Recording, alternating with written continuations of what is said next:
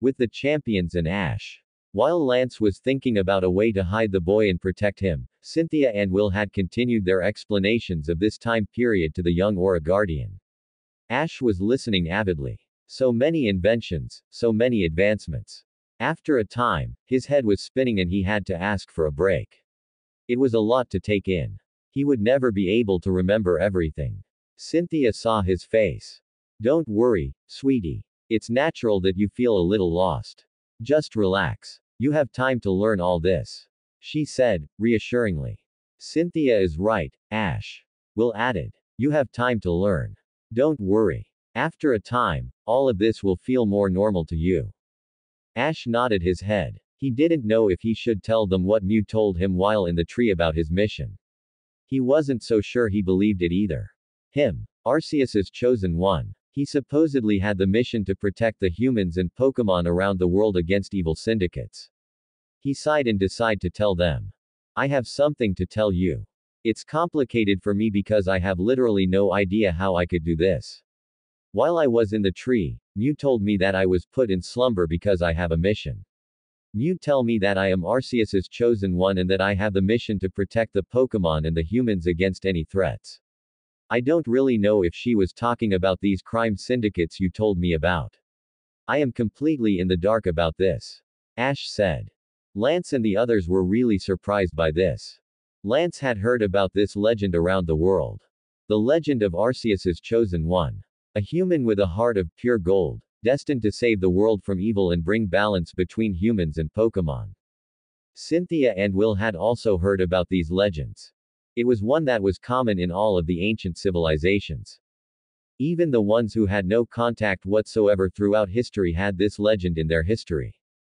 To hear that the legend is somehow real was very surprising. But Lance couldn't stop thinking that, if Ash was telling the truth, then it means that the world is to be facing a threat that would need Arceus himself to send his chosen. The implication of that was not very reassuring. Does that mean that the war between the different crime syndicates was about to end? And what would be the outcome? He had no doubt that Ash was telling the truth. After all, he could have been asleep in that crystal for much longer if the threat wasn't too bad. That complicated things badly. Ash would not only need protection but training as well. Lance knew that Team Rocket and all the other trash like them fights with the help of their Pokemon.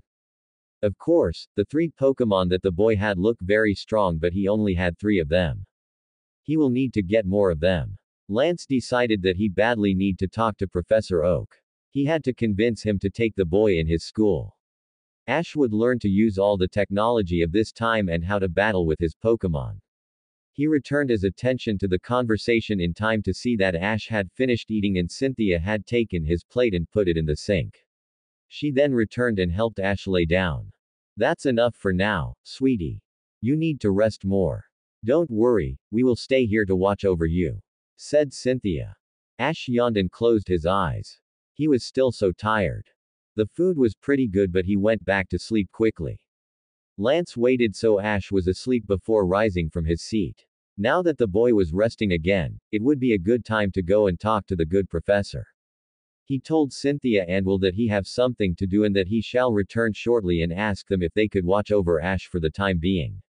Will assured him that it wouldn't be a problem and took his place. Lance then left. It was already late morning and the sun was high in the sky. Even then, Lance could see dark clouds on the horizon. No doubt that it will rain later in the afternoon or early in the evening. He take the direction of the students' camp. The professor should be there at this hour. He get near the camp and could see that the students had almost finished their breakfast. Near the campfire, Gary and his gang were sitting there when he saw the champion Lance coming their way. Excuse me, students. Is Professor Oak here? I need to talk to him, said Lance. Yes, sir, answered Gary. He is in the tent over there, pointing in the direction of a bigger tent near the end of the line. Thank you, young man. Enjoy the rest of your trip here, said Lance before going in the direction that the boy indicate. Lance walked near the tent and knocked on the door. Excuse me, Professor Oak. Are you there? Asked Lance. Ha, Lance, come in. Nice seeing you after all this time. How are you? Said the professor. I'm good, Professor Oak, said Lance while entering. I need your help with something, or should I say someone. I see. Is it the boy you fetched in the tree yesterday? I know the students are really eager to meet him, but I don't want to freak him out. So that's why I forbade them to go see you this morning, said Oak with a lower voice. I thank you for that, Professor. And, yes, the boy is the reason of my visit. You see, I could take the boy with me and put him under heavy protection, but the lad didn't need to exchange one prison for another. That is why I want to ask you to take the boy with you at your school. He will learn about this time and be protected at the same time, said Lance. I see what you mean, but how will he be protected if everyone saw him climb in the bus? I don't want our bus to be attacked in the middle of the road, said Oak, pensively.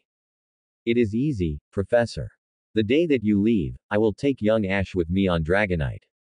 We will wait for your group to join us halfway through your journey, and Ash will join you the rest of the trip. Just make sure that a room and some clothes are prepared for him. Since everyone will see him leaves with me, they will all think that the boy will be placed under the League's protection, said Lance. It's a good plan, but are you sure you will not be attacked during the trip back? Beside, we don't leave until the end of this week, said Oak. Don't worry, Professor. I won't be alone. Will and Cynthia will be with me, and the boy is not completely defenseless. He can use aura, so he is also able to attack too. As well as his and ours Pokemon. So don't worry about us. Just make sure that you stop before us to take him. As for when you leave, this is not a problem. The poor boy need rest after his ordeal, so he will stay with us and gain his strength back. Add Lance. The old professor stays silent for a moment. Yes, taking the boy with them was a good idea if his presence is kept secret. The fact that he will leave with the champions and Elite Four member was also a good idea. The sole reason why he didn't want the lad with them when they would leave was because he had to protect all the other students. The poor boy would be a trouble magnet once the criminal organizations learn about his existence. If they didn't already know. He looked at Lance and made his decision. All right, Lance. We will take the boy with us at the academy. But you must understand that I must also protect the other students. I am also curious about him. You spoke to him, so tell me. How is he? Says the old man. I understand completely, Professor. I will discreetly tell the Pokemon Rangers to watch over the school after the transfer. The G-Man will also stay in touch with you.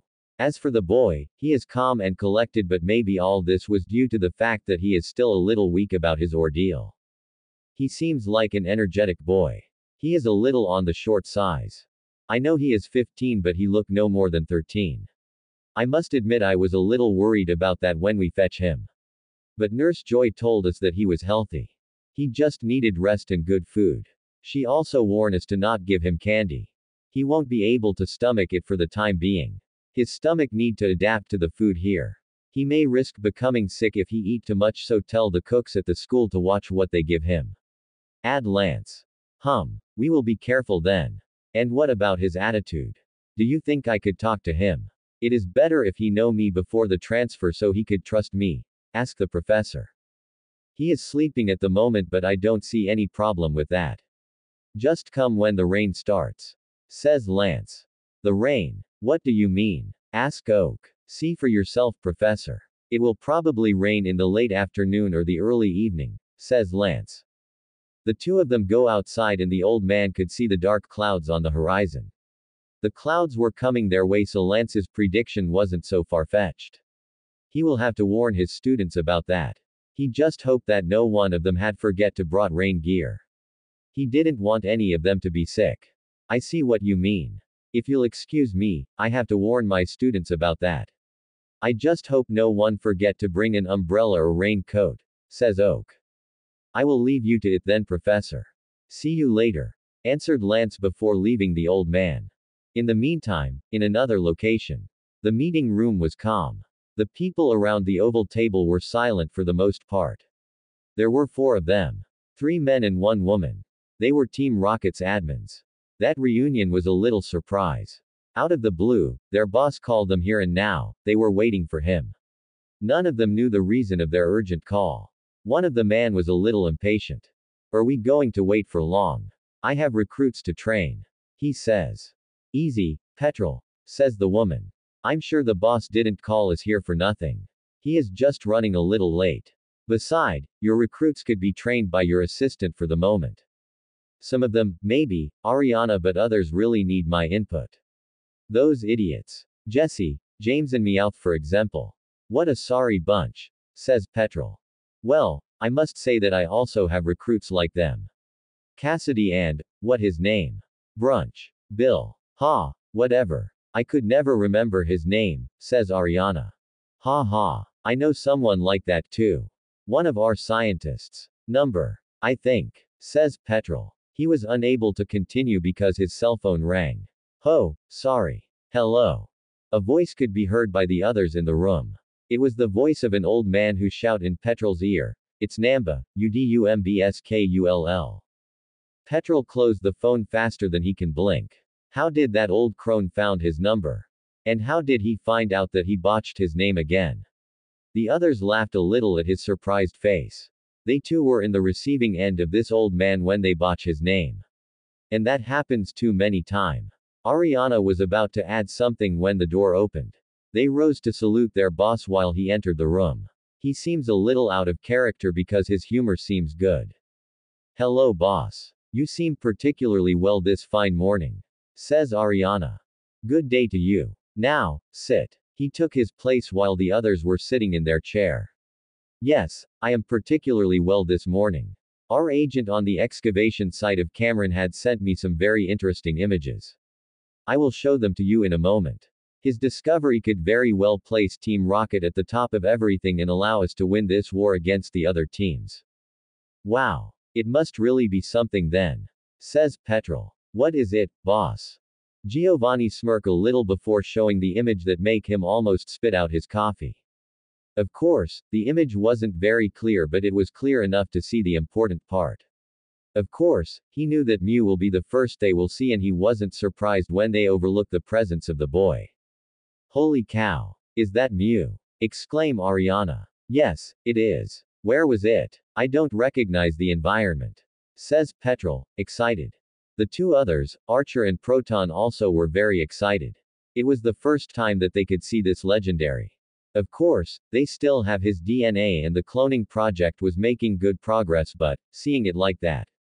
The boss make a little noise and the attention returned to him. Yes, I know that seeing Mew is very exciting, but I want you to turn your attention to the person next to Mew, says Giovanni. Well, he seems to be a human boy. But the details are not very clear. I would say 13 to 15 years old. But who is it? Says Archer. Yes, the League have seized the images to protect both of them, and this was the only image that our agent was able to recover. It's not much, but it was enough to recognize him. Allow me to introduce him. This is Sir Ashton, the last Aura Guardian, says Giovanni with a smirk. The reactions of his admins were very entertaining. Petrol and Ariana almost choke while Archer fall off his chair and Proton almost faint. Yes, it was the reactions that he was expecting. After all, he himself almost spit his coffee when he saw the images. He was just glad that he was alone at the time. But sir, the last Guardian died almost 800 years ago. It can't be him, says Petrol. Well, as surprising as it is, he is really the last Guardian.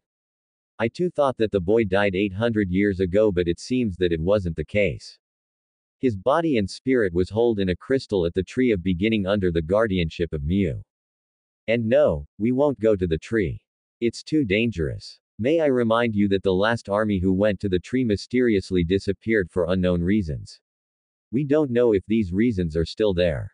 No, we will wait until the boy leave the tree. We will then be able to take him. He won't be able to resist us too much. After all, he knows nothing about this time and he have no allies here as far as I know, says Giovanni. But sir, when will we know that he had left the tree? Mew can teleport him anywhere, says Ariana.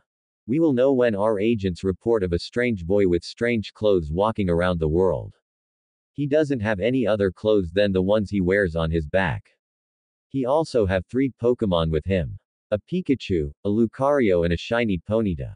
And since Pokeballs didn't exist in his time, they will be walking alongside him. Or, he will be riding Ponyta. These 3 could also be great assets to us. But I must warn you that capturing them won't be easy. The boy would be able to see if we lied to him and, with his aura, he would be able to determine if we are a threat to him and others. He will fight us, but I don't want him and his Pokemon badly hurt. He would be a great use to us, but we won't be able to use him if he is in a coma or too hurt to move. Am I clear? Warned Giovanni. The others all agreed and they then started to make plans to capture the boy and his Pokemon without doing too much damage. Giovanni smirked again. That boy could bring them victory against the other teams. Of course, the danger was also that, if the league hide him, he could spell disaster to him as well as the other teams. He wondered if the boy could also lead them to the other legendaries. It was something he would have to test. But first thing first, bringing the boy and his Pokemon here and force him to work with them. Maybe they could threaten to send the Pikachu to his scientists to force the boy to obey him. The Ponyta and the Lucario seems much more valuable than the yellow rat. The first one was a shiny Pokemon and the second seems pretty strong in his own right. And, he may be the boy's aura partner. Separating them would be a mistake. He must also hide the boy's presence to the other teams. They would also try to capture him to use him against their enemies. He must not allow that. The boy will work for Team Rocket and nobody else.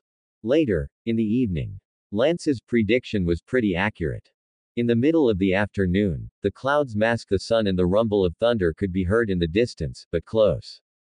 The archaeologists moved fast to move their discoveries someplace safe and they used tents to cover the hole they made. If it was a thunderstorm, it was better that they didn't stay out. No one want to be electrocuted.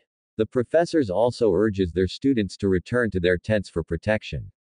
When the rain start, Professor Oak take his umbrella and goes to the champion's caravan. He couldn't wait to have a certain conversation with a raven-haired boy. He knocked at the door of the caravan and Cynthia let him in. Ash was awakened by the sounds of thunder and the rain. He saw then Cynthia open the door and let an old man entered. Hello Professor Oak. Long time no see, says Cynthia. Hello Miss Cynthia. It was certainly a long time. How is Professor Rowan? Did he enjoy his sabbatical from the academy? Says the old man. Oh yes, pretty much, Professor. He really enjoyed doing his own research for now, answered Cynthia. Good, good. I can't wait to read his result papers. Say hello from me if you see him, will you? Say the professor. Of course, Professor. But I suppose that you came here to see Lance. Says Cynthia.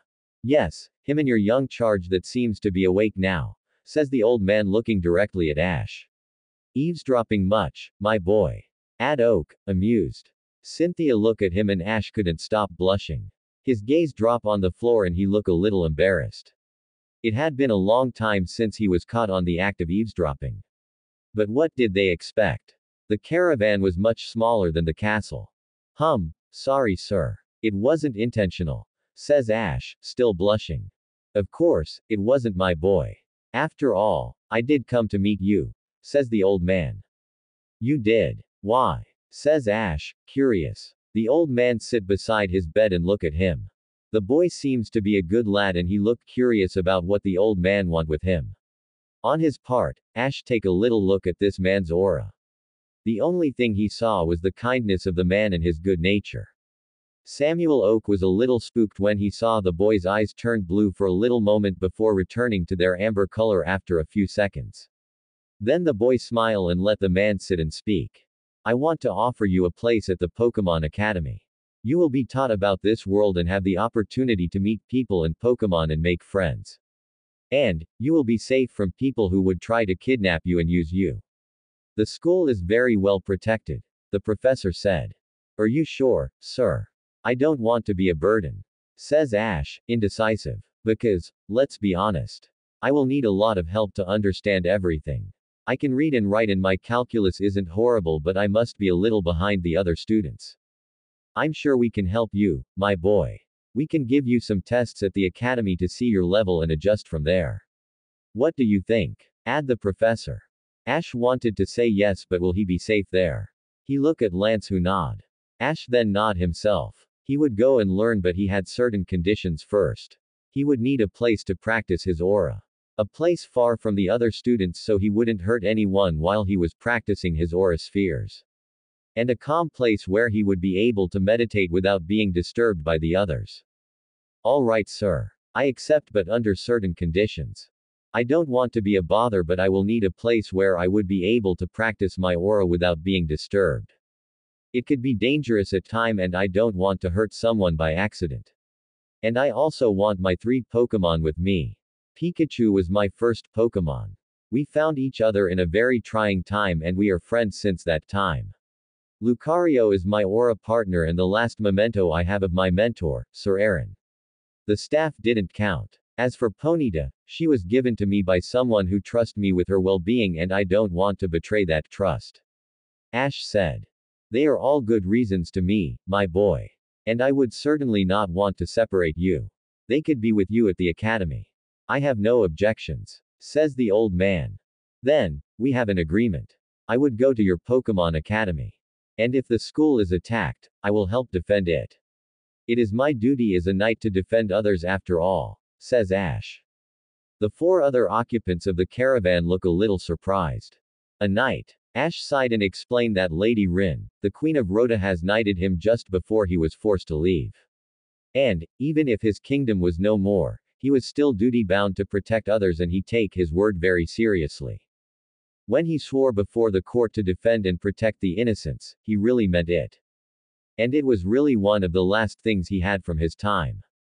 His title of Knight of Rhoda. Sure, he was younger than all of the other knights, but they all said that it was well deserved.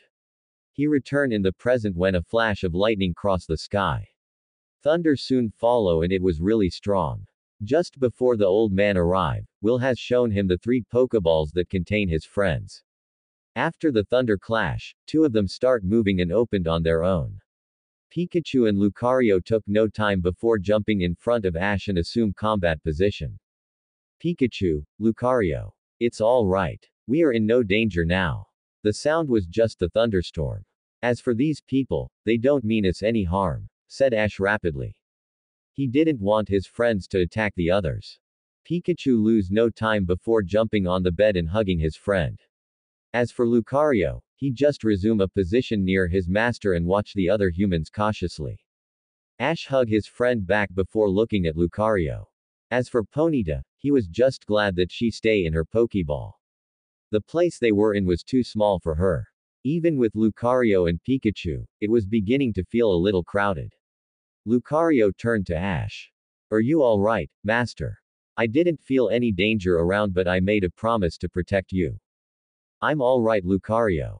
Don't worry. Just a little tired after what happened. I will feel much better in a few days. Ash said reassuringly. Cynthia, Lance, Will and the Professor Oak were feeling a little better. They didn't want these Pokemon to attack them. The space wasn't very good for a Pokemon battle. The storm outside became a little stronger and the wind was blowing. Cynthia couldn't stop herself from worrying about the tents. What if lightnings touched them? Ash then said that he could help with that. Go on, Pikachu. Stay in the middle of the camp but be careful not to touch anything. Ash said before the little electric mouse jump on the floor and go outside. Ash then turned to the others and explained why he act like that. Don't worry. Pikachu isn't in any danger. He have the ability to redirect lightning to him and dispel it. It won't hurt him since he is an electric Pokemon. Ha, yes, the lightning rod ability. I want to see that, so, if you excuse me, I will return to the camp quickly. Some of my students may be a little scared. That storm is one of the strongest since the start of the year, says Professor Oak before leaving rapidly. After he left, Ash lay in bed with Lucario sitting beside him. He fall asleep with the sound of the rain and the deep rumble of the thunder. The last thing he remember was Cynthia draping his blanket over him and wishing him sweet dreams before everything faded to black.